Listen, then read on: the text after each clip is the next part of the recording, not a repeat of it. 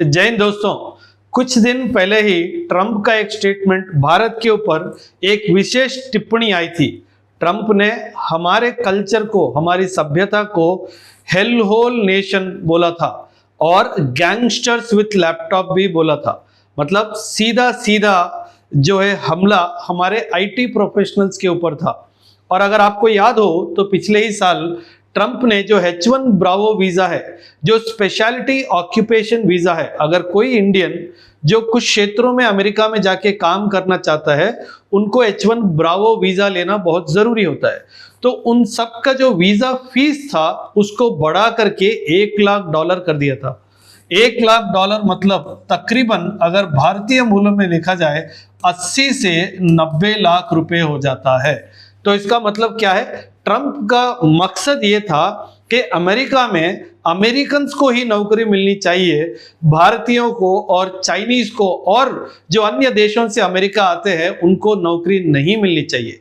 इस उद्देश्य से ट्रंप ने ये कानून को पारित किया था। लेकिन वहां के एक स्टेट की एक हाई कोर्ट ने, फेडरल कोर्ट ऑफ बॉस्टन, जो मैसेच्यूसेट्स स्टेट है, अमेरिका का एक राज्य है, वहां पे यह निर्णय लिया गया कि जो $1 लाख वीजा फी जो ट्रंप ने लगाया है वो गलत है करार देते हुए उसको कैंसिल कर दिया है। इसकी वजह से इंडियन डायस्पोरा बहुत खुश है इस वर्डिक्ट से। लेकिन ट्रंप का एक बयान आया है कि द फेडरल जजेस आर हर्टिंग द कंट्री। मतलब ट्रंप का बोलना यह है कि मैं अमेरिका के हित में पॉलिसी डिसीजंस ले रहा हूं, लेकिन ये जो कोर्ट्स है ये अमेरिका के हित में नहीं, लेकिन ये जो बाहर से आए लोग हैं उनके हित में ये लोग काम कर रहे हैं और ये अमेरिका के सेंटीमेंट को हर्ट कर रहा है, ये बोला है। तो इस वीडियो में ये H1 ब्रावो वीजा होता क्या है, ये पूरा क्या खुलासा करूंगा, कितना हमको फायदेमंद होगा ये डिसीजन अमेरिकन कोर्ट द्वारा। सबसे पहले ये H1 ब्रावो वीजा होता क्या है? जैसे कि मैंने कहा है, H1 ब्रावो वीजा एक स्पेशलिटी ऑक्यूपेशन वीजा है जो एक प्रोफेशनल तौर पे अगर अमेरिका में कोई जाकर काम करना चाहता है, वहां की कंपनी, अमेरिका में जो मौजूदा कंपनी है उसको, इस प्रोफेशनल को स्पॉन्सर करना होता है और इस स्पॉन्सरिंग में H1 ब्रावो वीजा लिया जाता है फॉर दैट फॉरेन प्रोफेशनल। मान लीजिए कि मैं अमेरिका जाना चाहता हूं, अमेरिका के किसी भी एक क्षेत्र में, वो आईटी हो सकता है, इंजीनियरिंग हो सकता है, मेडिसिन हो सकता है, फाइनेंस हो सकता है, एजुकेशन या आर्किटेक्चर, किसी भी क्षेत्र में मैं अगर अमेरिका जाके काम करना चाहता हूं तो मुझे वहां की एक कंपनी द्वारा स्पॉन्सर होना चाहिए और मेरे पास H1 ब्रावो वीजा होना चाहिए। लेकिन पहले क्या था, ये जो H1 ब्रावो वीजा का जो फीस था ये $2000 से लेके तकरीबन $7500 तक हुआ करता था। लेकिन पिछले साल लिए गए एक इंपॉर्टेंट डिसीजन में ट्रंप की सरकार ने इसको बढ़ा करके $1 लाख कर दिया था। इसका क्या मतलब है? सीधा सीधा इशारा, सीधा सीधा हमला भारत, चाइना और अन्य एशियाई देश के जो नागरिक है, प्रोफेशनल से वहां जाके काम करते हैं, उनकी संख्या को कम करना और ज्यादातर नौकरियां अमेरिका वालों को दिलवाना। इस इरादे से ये निर्णय लिया गया था। अगर हम अंकों की गणना करें तो हमको ये बात समझ में आएगी, 2025 अगर 2024 के अंक में देखूं तो 2025 में 70% अमेरिका ने जितने भी H1 ब्रावो वीजा को इश्यू किया है उसमें 70% भारत के नागरिकों को ही मिला है। कुल 2,83,722 इंडियन प्रोफेशनल्स को ये वीजा 2025 में मिला था, लेकिन 2024 में ये 71% था, बट जिसकी गणना 2,83,397 इतने भारतीय H1 ब्रावो वीजा के माध्यम से अमेरिकन प्रोफेशनल इंडस्ट्री में जाके काम करते थे। लेकिन अगर आपको याद होगा तो इसी के बैकग्राउंड में ट्रंप ने ये स्टेटमेंट जारी किया था कि ये गैंगस्टर्स लैपटॉप लेके एशिया से हमारे देश में आ जाते हैं, ये पता नहीं कौन से नर्क से आते हैं, से इंडिया को और चाइना को खास करके संबोधित करते हुए उन्होंने ये दोनों देशों को नर्क देश जरूर कहा था। तो अब ये एक बहुत बड़ा तमाचा अमेरिकन कोर्ट ने ट्रंप के मुंह पे मारा है। सो ये ट्रंप का अनाउंसमेंट, इसके बारे में मैं ऑलरेडी आपको बता चुका हूं। अब ये कौन सा कोर्ट है? एक कोर्ट है मैसाचुसेट्स कोर्ट, जहां पे जिसका हेडक्वार्टर्स बॉस्टन में स्थित है। इस कोर्ट ने बोला है कि ये इंपोजिशन ऑफ $1,00,000 का जो फी है ये गलत है, ट्रंप सरकार के पास ये अधिकार नहीं है। तो किस आधार पे इस कोर्ट ने ये डिसीजन दिया, इसको समझने के लिए हमें अमेरिका की पॉलिटिकल व्यवस्था को समझना बहुत जरूरी है। इसीलिए ये वीडियो यूपीएससी और जो बीपीएससी के बच्चे तैयारी कर रहे हैं, खास करके यूपीएससी में जो पॉलिटिकल साइंस इंटरनेशनल रिलेशंस के जो बच्चे हैं, उनके लिए ये वीडियो बहुत महत्वपूर्ण हो जाता है। अगर हम अमेरिका का कानून देखें, अगर अमेरिका का कॉन्स्टिट्यूशन, उनका संविधान अगर हम देखें, उसमें एक चीज बहुत क्लियर आती है जिसको हम सेपरेशन ऑफ पावर्स बोलते हैं। मतलब लेजिस्लेटिव और एग्जीक्यूटिव दो completely different organs of the government है। मतलब जैसे अगर मैं हमारे हिंदुस्तान की बात करूं तो हमारे पास पार्लियामेंट है और हमारे पार्लियामेंट के अंदर दो इंपॉर्टेंट हाउसेस है, एक हो गया लोकसभा, एक हो गया राज्यसभा।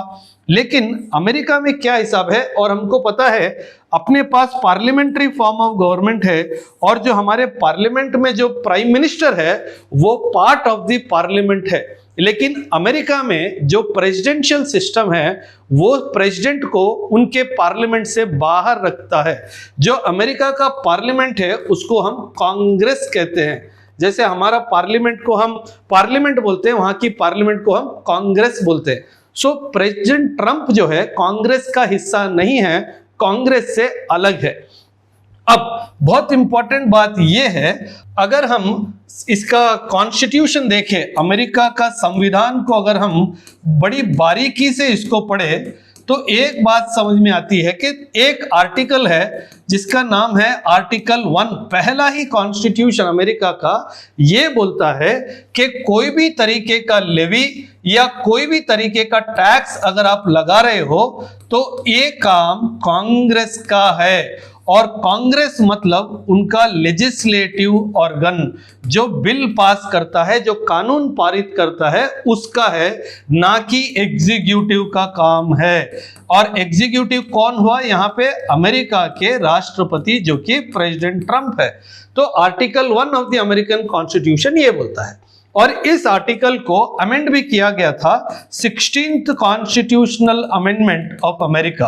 और 16th constitutional amendment of America ने ये कहा कि ये जो हक है केवल कांग्रेस का है, इसका हक कभी भी नहीं हो सकता है। तो इस कोर्ट ने ये निर्णय लिया, ये जो $1,00,000 आपने एक टैक्स के तौर पे लगाया है, ये एक लेवी है, और इसका केवल एक ही पावरफुल एंटिटी है, वो है अमेरिकन कांग्रेस। सो अमेरिकन कांग्रेस को ना आपने बताया, ना आपने पूछा, अपनी मनमर्जी करके $1,00,000 का आपने जो फीस का डिसीजन लिया, निर्णय लिया, ये कॉन्स्टिट्यूशनली गलत है। तो इसका मतलब कहीं ना कहीं अमेरिकन प्रेसिडेंट अब अनकॉन्स्टिट्यूशनल भी कार्यवाही उनकी जारी कर रहे हैं। तो ये गलतियां अमेरिकन प्रेसिडेंट कर रहे हैं। लेकिन एक और बात यहाँ पे समझने की जरूरत है, स्पेशली जो पॉलिटी, जीएस और पीएसआर के बच्चे हैं, अमेरिका का जुडिशियल सिस्टम को भी समझना बहुत जरूरी है। जैसे हमारे देश में हाई कोर्ट है, सुप्रीम कोर्ट है। हाई कोर्ट में अगर आप कोई केस हार जाते हो तो आपके पास कुछ अंशों में अधिकार होता है कि आप सुप्रीम कोर्ट में, बेशक वो सिविल मैटर हो, क्रिमिनल मैटर हो या कॉन्स्टिट्यूशनल मैटर हो, आप सुप्रीम कोर्ट ले जा सकते हैं। इसको हम इंटीग्रेटेड जुडिशरी कहते हैं। लेकिन जब अमेरिका की बात होती है, अमेरिका की देश में इंटीग्रेटेड जुडिशरी नहीं है। इसका मतलब क्या है? जो फेडरल कोर्ट है, जो हमारे राज्य के स्तर पर हाई कोर्ट है, अमेरिका में इनको फेडरल कोर्ट बोलते हैं। जो फेडरल कोर्ट है वहां पे सिविल मैटर, क्रिमिनल मैटर और कॉन्स्टिट्यूशनल मैटर्स लिए जाते हैं। लेकिन सिविल और कॉन्स्टिट्यूशनल मैटर में ये जो उनके फेडरल कोर्ट कोई भी दिशा निर्देश करते हैं, जो जजमेंट पास करते हैं, वो फाइनल होता है। इन केसेस के ऊपर, सिविल या क्रिमिनल केस के ऊपर सुप्रीम कोर्ट में जाना लागू नहीं है। मतलब फाइनल डिसाइडिंग अथॉरिटी वहां की हाई कोर्ट है। लेकिन सुप्रीम कोर्ट कब जा सकते हैं? जब कोई भी मामला संविधान से लेकर है, ओनली देन आप सुप्रीम कोर्ट ऑफ अमेरिका में आप अपील को दाखिल कर सकते हैं। तब तक अपील दाखिल आप सुप्रीम कोर्ट में नहीं कर सकते हैं। क्योंकि मेरा अनुमान यह है, क्योंकि अभी ट्रंप ने पिछले साल इसका अनाउंसमेंट किया था, ट्रंप हो सकता है एक नेशनल इंटरेस्ट क्लॉज को इनिशिएट करते हुए इसमें कुछ परिवर्तन लाने की कोशिश करने के इरादे से इस मैटर को सुप्रीम कोर्ट में ले जाने की कोशिश जरूर कर सकते हैं। तो ये है इस पूरे इश्यू को लेके एंटायर पिक्चर, पॉलिटिकली क्या हो रहा है, कॉन्स्टिट्यूशनली क्या पारित किया गया है और कल्चरली भी क्या है। एक ग्लोबलाइज्ड सोसाइटी में, अगर आपको याद हो, हम एक ग्लोबलाइज्ड सोसाइटी का हिस्सा है, जिसके आधार पे हम कहते हैं कि पूरा जो दुनिया है, ये पूरे काल्पनिक दुनिया है, ये वास्तविक दुनिया है, ये पूरी एक वासुदैव कुटुंबकम है, एक विलेज है, एक गांव है। लेकिन ट्रंप एक के बाद एक ऐसे निर्णय लेते हैं जो ये साबित करता है कि वो ट्रंप हमेशा से ही अमेरिका फर्स्ट पॉलिसी को अपनाना चाहते हैं। सो इस पूरे मुद्दे पर आपकी क्या राय है, आपकी क्या टिप्पणी है, आप कमेंट में जरूर मैसेज डालें। थैंक यू एंड जय हिंद।